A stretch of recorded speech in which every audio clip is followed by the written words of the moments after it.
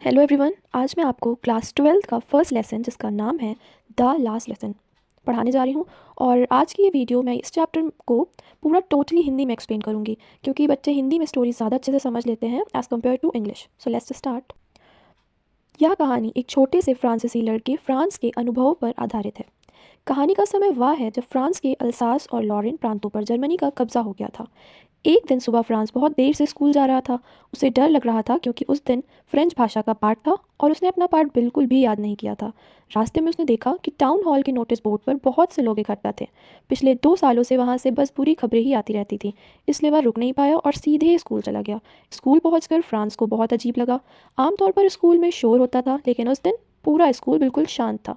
उसने देखा कि कक्षा में गांव के कई बुजुर्ग लोग भी पीछे की बेंचों पर बैठे थे। सभी ने अपने अच्छे अच्छे कपड़े पहने थे।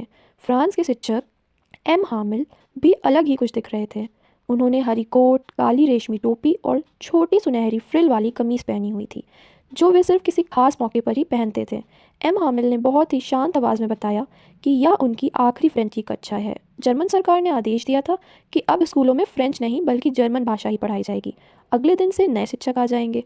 यह सुनकर फ्रांस को बहुत दुख हुआ। उसे अपनी गलती का एहसास हुआ कि उसने फ्रेंच भाषा को कभी भी गंभीरता से नहीं लिया था। अब जब वह भाषा उससे छीनी जा रही थी, तब उसे उसकी कीमत समझ में आई। एम हामिल ने बच्चों को फ्रेंच भाषा का महत्व समझाया।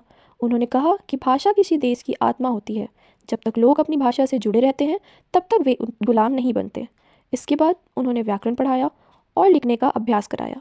पूरी कक्षा बहुत ध्यान से पढ़ रही थी। बाहर चर्च की घड़ी में 12 बजे और जर्मन सैनिकों की कसरत की आवाज़ भी आने लगी। कक्षा समाप्त होने का समय आ गया था। एम हामिल भावुक हो गए। वे कुछ बोल भी नहीं पाए। उन्होंने ब्लैक बोर्ड पर बड़े अक्षरों में लिखा, फ्रांस जिंदाबाद। उन्होंने इशारा किया कि कक्षा समाप्त हो गई है। फ्रांस चुपचाप अपनी जगह बैठा रहा। यह उसकी ज़िंदगी का सबसे भावुक और यादगार दिन था। So this is the complete story.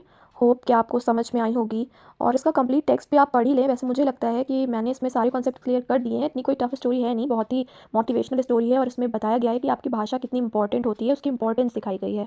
So thanks for watching.